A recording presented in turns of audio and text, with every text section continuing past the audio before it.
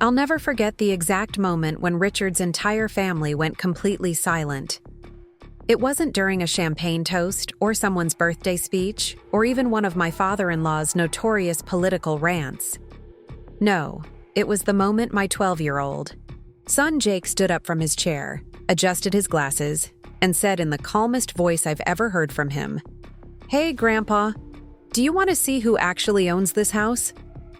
Before we jump back in, tell us where you're tuning in from, and if this story touches you, make sure you're subscribed, because tomorrow I've saved something extra special for you." And just like that, wine glasses froze midair, forks clattered against china plates, and my mother-in-law Barbara's perfectly penciled eyebrows shot up so high they nearly disappeared into her hairline. You know that feeling in movies when everything suddenly shifts to slow motion? When something so unexpected happens that reality seems to stretch and bend? That's exactly what it felt like. I watched my husband Richard's face drain of color. I saw his brother Marcus's jaw literally drop open. Even Richard's always composed sister Vanessa stopped mid-sentence, her usual smirk replaced with genuine shock.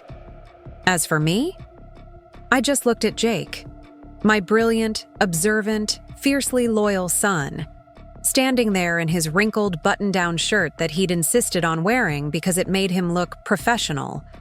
The same shirt I'd tried to iron that morning. While he protested it was fine as is, I couldn't help but smile. I didn't answer Jake right away. I didn't have to. Because in that single moment, everything I'd quietly endured for 15 years had finally broken through the surface, landing right in the center of Richard's mother's immaculate dining table, right between her roast lamb that she'd pointedly mentioned took actual culinary skill, and my apparently interesting homemade lasagna that everyone had politely declined. But I'm getting ahead of myself. Let me back up a bit because none of this would make sense if you didn't know exactly who was sitting across from me at that table. At the head sat William Thompson, my father-in-law, retired banking executive with the personality of a particularly judgmental statue. In the 30 years since he'd started as a teller and worked his way up to regional director, he'd perfected exactly one facial expression: disapproval. His thin lips seemed permanently set in a straight line that only curved downward when someone mentioned liberal politics, public education, or my cooking. To William, success had one definition: financial dominance achieved through traditional means. A corner office, a luxury car, a timeshare in Palm Springs. The American dream, narrowly, defined and rigidly enforced. To his right sat my husband Richard, their middle son, who'd spent his entire life trying to measure up to his father's expectations. An account manager at the same banking chain where William had made his career, Richard had inherited his father's work ethic, but, unfortunately for him, not his cutthroat ambition. Every family gathering included at least one moment when William would casually mention how Richard's older brother had really maximized his potential, or how Richard had solid middle management qualities. Each time I'd watch my husband shrink just a little more. Then there was Marcus, the golden child. Harvard Business School, tech startup sold for millions before he turned 35. Vacation home in Aspen. He had that particular type of confidence that comes from never having truly failed at anything important. His voice always carried that subtle tone of superiority, like every sentence was a life lesson you should be grateful to receive. You really should diversify, Richard. The luxury market is where the real money is. Emma, have you ever considered taking an actual cooking class? I know a great one in the city. Across from me sat Vanessa, Richard's younger sister, who managed their family's real estate investments and never let anyone forget it. Her husband, Tyler, a cardiovascular surgeon with a God complex, spent most family dinners either checking his phone or adding medical details nobody asked for to every conversation. That stomach pain could be your gallbladder, Emma. Maybe if you ate less of your own cooking. Always followed by what he clearly thought was a charming laugh. And of course, Barbara, my mother-in-law, who'd never quite forgiven Richard for marrying someone who didn't come from the right kind of family. Someone who'd grown up in a duplex instead of a colonial. Someone who'd gone to community college before transferring to state university. Someone who'd worked as a legal assistant instead of pursuing a real career. To her, I was always the outsider, the girl who wasn't quite good enough, who didn't understand the Thompson family legacy. To all of them, I was the disappointment. The family detour. The reason Richard hadn't reached his potential. The woman who couldn't even properly roast a chicken according to Barbara's exacting standards. And yet, there I sat, next to them, having built something none of them knew about. Because I'd stopped telling them years ago. Why? Because every time I did, it felt like I was auditioning for approval I would never receive, like I needed their permission to exist in their world. But I wasn't alone anymore, because at the other end of the table sat my son, Jake Thompson, age 12, with an old soul and a heart 3 sizes too big. Eyes like his father's, but a spirit entirely his own. He'd watched me struggle. He'd watched me build. He'd watched me cry over rejected manuscript pages at midnight and wake up the next morning with a new outline because I believed in what I was doing. And that night, he had watched them, his grandparents, his uncle, his aunt, dismiss me again. It started the way it always does at the Thompson family dinners. Barbara had insisted on hosting again, even though we'd offered our house this time. "Oh, Emma, dear, it's just easier this way. We have the space, and I've already planned the menu." Translation: your house isn't suitable and I don't trust your cooking. I'd prepared my lasagna anyway, my grandmother's recipe, the one thing from my childhood that always made me feel safe, the comfort food that had gotten me through. College exams, heartbreaks, and the loneliness of those early years of marriage when Richard worked late, trying to impress his father. 4 cheeses, homemade sauce simmered for hours, fresh pasta sheets, the works. I'd carefully transported it to Barbara's house, where she accepted it with a tight smile and a "how rustic." Dinner began with Barbara's usual subtle digs, disguised as polite conversation. "Emma, darling, how's your little hobby going? Still writing those romance stories?" She made romance sound like a communicable disease. "Actually, Barbara, I've been working on a new manuscript. It's going really well." "That's nice, dear. It's good to have something to keep you busy while Jake's at school. Not everyone is cut out for a demanding career." Her smile never reached her eyes. "More lamb, everyone?" "I used a special marinade this time." Richard glanced at me apologetically but said nothing. 15 years of marriage, and he still couldn't stand up to his mother.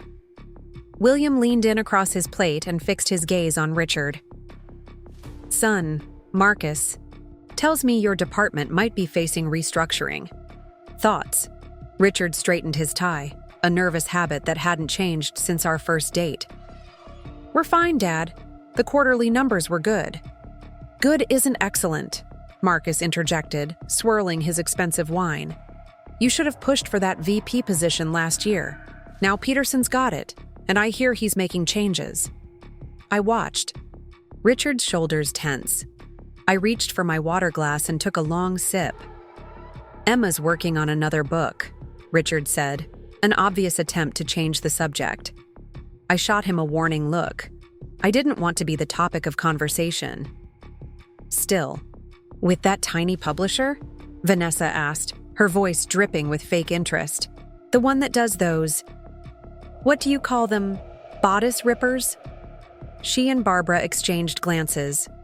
"They're contemporary romance novels with strong female protagonists," I corrected, the same explanation I'd given countless times before. Tyler laughed. "Do they still put those Fabio-looking guys on the covers? Shirt ripped open, flowing hair?" He mimicked a melodramatic pose that made everyone but Jake and me laugh. "Mom's books are really good," Jake said quietly. "She stayed up until 2 a.m. finishing her draft last week." "That's sweet, Jake," Barbara said. "It's nice that your mom has a creative outlet." Not everyone has the discipline for a real career. Some people are just more domestic. And there it was. The Thompson family specialty. Compliments wrapped in barbed wire. I felt the familiar heat rise in my chest. That mixture of shame and anger I'd swallowed at every family gathering for 15 years. But this time, something felt different. Maybe it was the way Jake was watching me, his eyes measuring my reaction. Maybe it was the 3 rejection letters sitting in my email from publishers who'd said my writing was too ambitious for someone with my limited track record. Maybe it was just that I was tired, bone-deep tired, of being the family's emotional punching bag. "Did anyone try Emma's lasagna?" Jake asked suddenly. "Mom spent all day on it." "Oh, I'm saving room for the main course," Marcus replied. Smoothly. "The lasagna is the main course too," Jake pointed out. Barbara laughed her tinkling, practiced laugh. "Well, of course it is, sweetheart. But Grandma made a roast, and you know how special Grandma's roast is." "Does anyone want any?" Jake persisted, looking around the table. "It's really good." Preparing and narrating this story took us a lot of time, so if you are enjoying it, subscribe to our channel. It means a lot to us. Now back to the story. An awkward silence fell. I touched his arm gently. "It's okay, Jake. Not everyone likes Italian food." "That's not it," he muttered. William cleared his throat. "Emma, I'm sure your pasta dish is fine for a casual dinner, but Barbara spent all day preparing this meal. We should appreciate her efforts." That's when Barbara leaned forward with that saccharine smile. "Emma, dear, not everyone has the knack for fine cooking. It takes years of practice like any art form. My mother taught me, and her mother taught her. Perhaps if your mother had been more present, you might have picked up those skills. My mother had worked 2 jobs after my father left. She'd taught me strength, resilience, independence. But apparently that didn't count at the Thompson dinner table." "I think," Marcus's wife Diane chimed in, "there's something special about traditional cooking. It connects us to our heritage." She'd never cooked a meal in her life. They had a private chef. Richard stared at his plate. Jake's face had turned red. William set down his fork. "You know, Emma, you could have made something real if you'd applied yourself. You were bright enough. Could have gone to law school, made partner somewhere. Instead, you're still tapping away at those little stories and experimenting in the kitchen. Such a waste of potential." Richard finally spoke up, weakly. "Dad, that's not fair." "No, it's fine," I said quietly. "I don't need to defend my choices." Marcus shook his head with that infuriating, patronizing smile. "The romance novel market is so oversaturated. And let's be honest, it's not exactly literature, is it? It's just fluff, escapism for bored housewives." He chuckled, and Tyler joined in. That's when it happened. Jake stood up, pushed his glasses up his nose, and said those words that stopped everything. "Hey, Grandpa, do you want to see who actually owns this house?" In that frozen moment, as everyone stared at my son, I realized that this wasn't just about defending me. This was Jake's moment of truth too, standing up not just for his mom, but for himself, for the values I'd tried to teach him about respect and honesty, and recognizing someone's worth beyond their bank account or family name. I wish I could tell you that I walked into that dinner confident and prepared, that I knew this time would be different. But the truth is, I almost canceled. I'd spent 2 days staring at Barbara's text message. Dinner at 5, business casual, Williams making martinis, like it was a summons to court.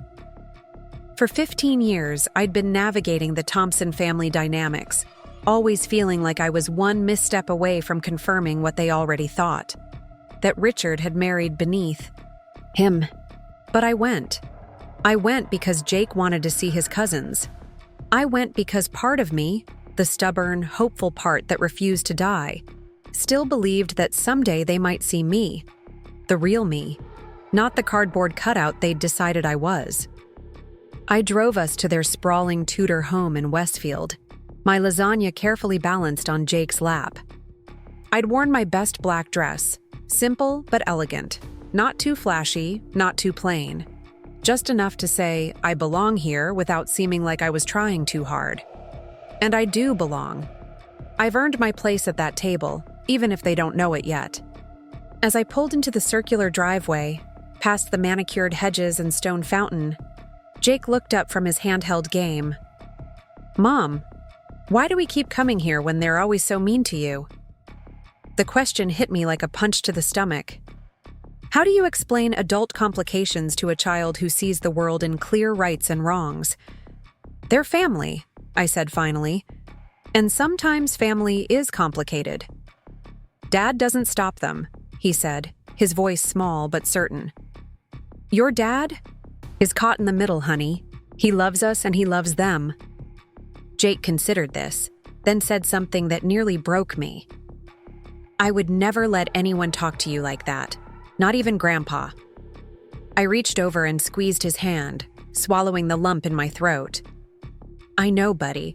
That's because you're braver than most grown-ups." If only I'd known how prophetic those words would be. Walking into the Thompson house always felt like stepping onto a stage without knowing your lines.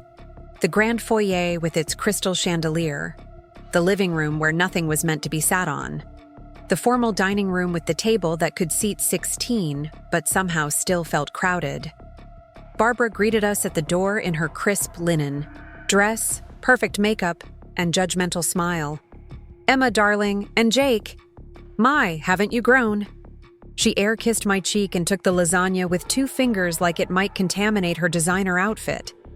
Richard was already there, 3rd martini in hand, laughing too loudly at something Marcus was saying. He looked up when we entered, relief washing over his face. He crossed the room and kissed me quickly, whispering, "Thanks for coming. I know it's not easy." If he only knew how much of an understatement that was. Dinner started at precisely 5:30, as it always did. Barbara didn't believe in being fashionably late, even in her own home.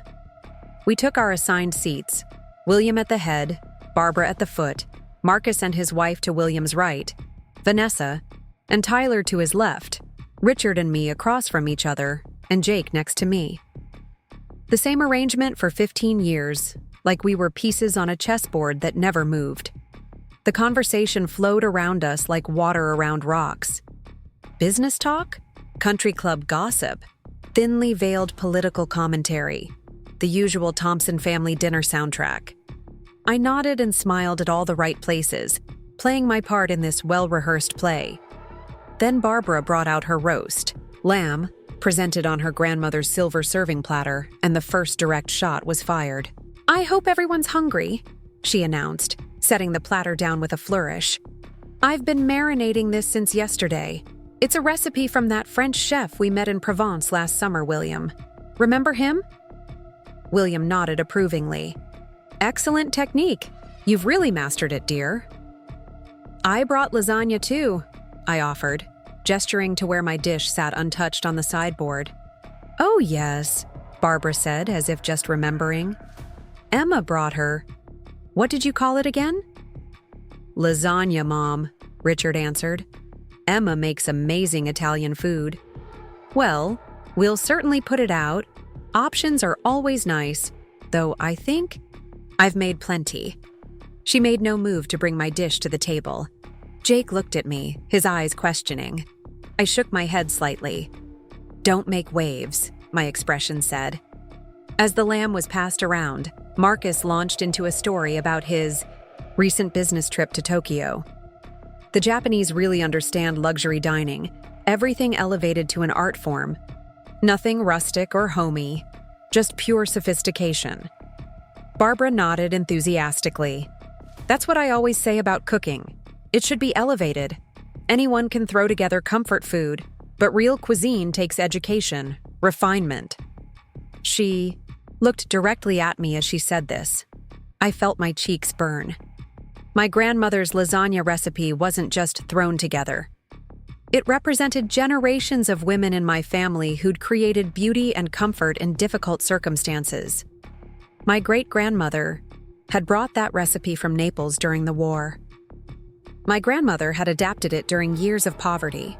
My mother had taught it to me during the rare moments when she wasn't working to keep our family afloat. But none of that mattered at this table. To them, it was just pedestrian food from someone who didn't know better. The conversation shifted to Vanessa's latest real estate acquisitions, a luxury condo development downtown that was apparently selling units faster than they could build them. "It's all about location and exclusivity," she explained, cutting her lamb into precise pieces. "People will pay for prestige." "Speaking of real estate," William said, turning to Richard, "have you and Emma thought more about moving? That neighborhood of yours is declining. The school district isn't what it used to be." We lived in a perfectly nice colonial, in a perfectly nice neighborhood with excellent schools. But it wasn't Westfield or Summit or any of the other towns the Thompsons deemed acceptable. "We're happy where we are, Dad," Richard replied, a hint of defiance in his voice that surprised me. "Jake loves his school. We have great neighbors." William raised an eyebrow. "Well, when you're ready to think about your son's future more. Seriously, I know several developments that would be more suitable." I gripped my fork tighter. Jake loved his school. He had friends, was thriving academically, played on the soccer team, but none of that mattered because our address wasn't prestigious enough. "How's the writing going, Emma?" Vanessa asked suddenly, with the fake interest of someone changing the subject to something they care even less about. "It's good," I said carefully. "I'm working on something new."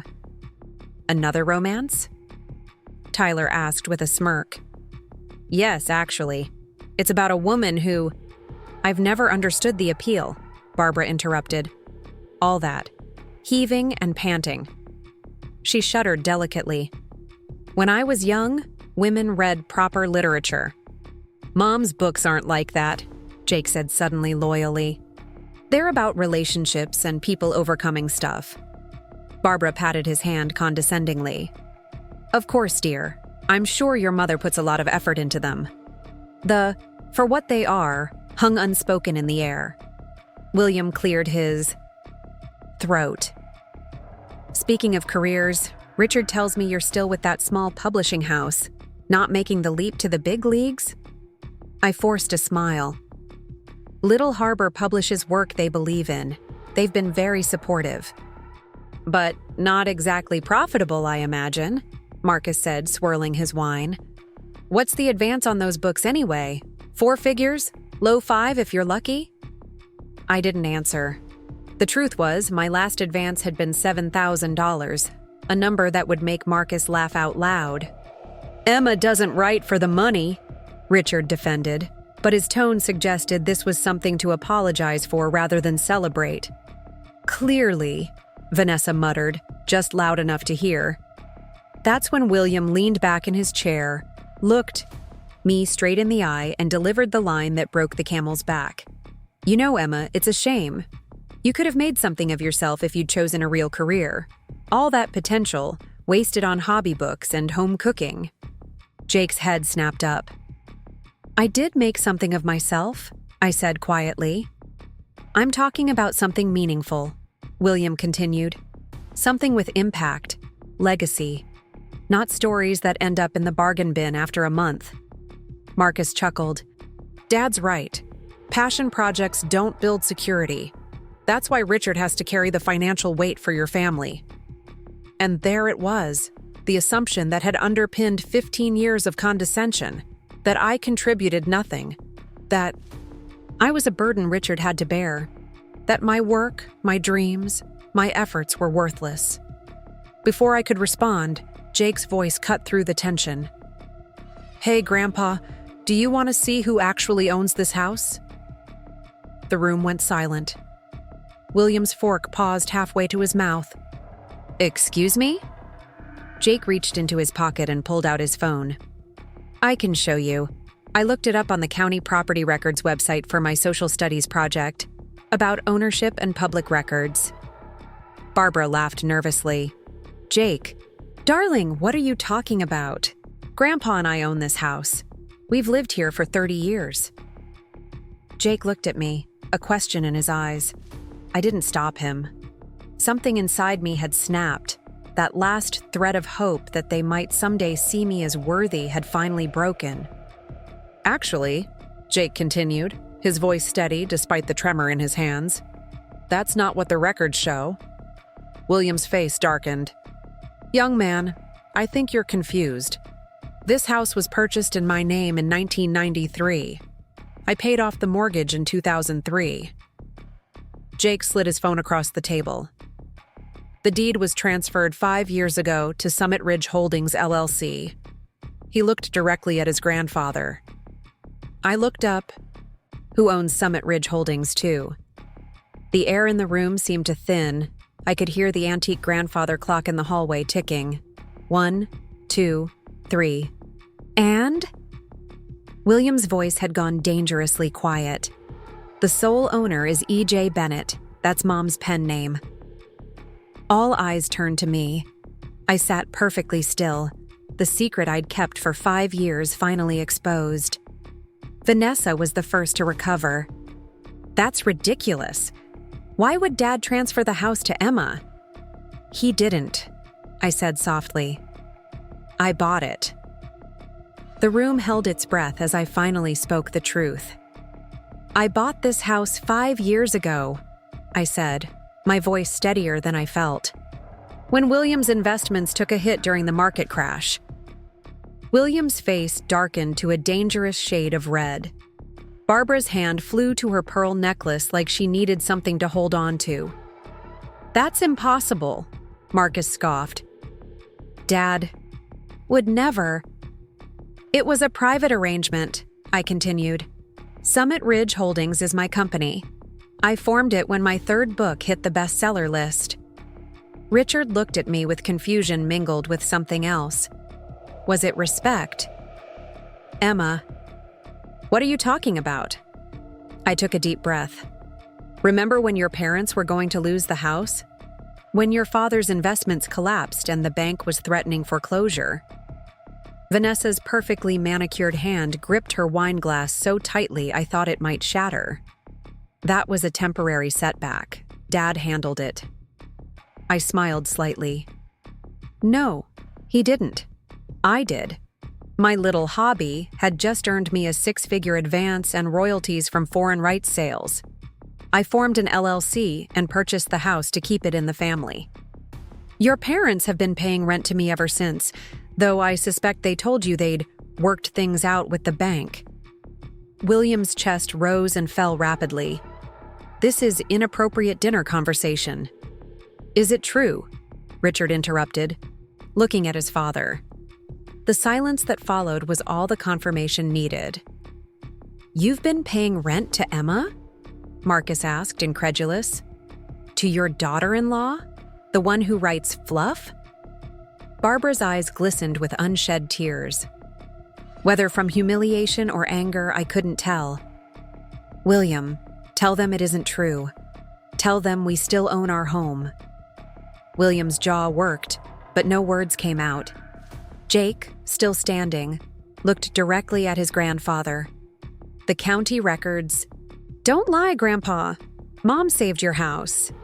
Tyler cleared his throat. So your little romance novels actually make money? I turned to him. My little romance novels have been translated into 23 languages. I've sold over 2 million copies worldwide. My last advance was in the mid-6 figures. And yes, they paid for this house. They also paid for Jake's college fund and our vacation home in Maine. Richard was staring at me like he'd never seen me before. You never told me about the house. You never asked where our extra income came from, I said softly. You assumed my writing was just a hobby. I thought. Ours, he trailed off, realization dawning. You thought what your family thought, I finished for him. That I was just playing at being a writer. That I couldn't possibly be successful at it. Vanessa leaned forward. If you're so successful, why keep it a secret? Why let us think that I was a failure? I asked. Because for 15 years, nothing I accomplished was good enough for this family. I got tired of defending myself. Barbara found her voice. So you've been, playing us? Letting us believe we were helping you? I shook my head. No, I've been respecting the arrangement William asked for. Complete confidentiality. He didn't want anyone to know he'd lost the house. I honored that. William finally spoke, his voice strained. It was a business arrangement, nothing more. A business arrangement you're still benefiting from, Jake pointed out. Mom could have raised the rent any time. She never has. Diane, who had been silent, suddenly laughed. This is incredible. Emma, the quiet daughter-in-law, has been your landlord for 5 years, and none of you knew?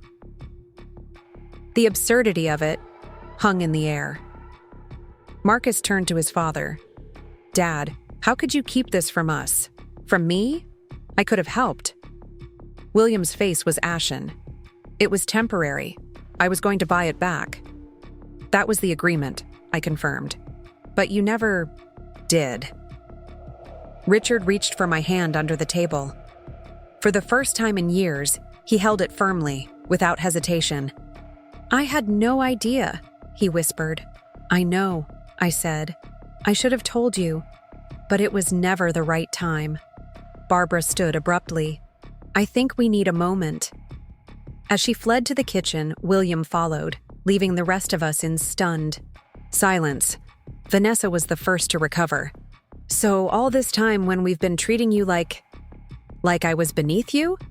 I finished. Yes. Tyler actually looked impressed.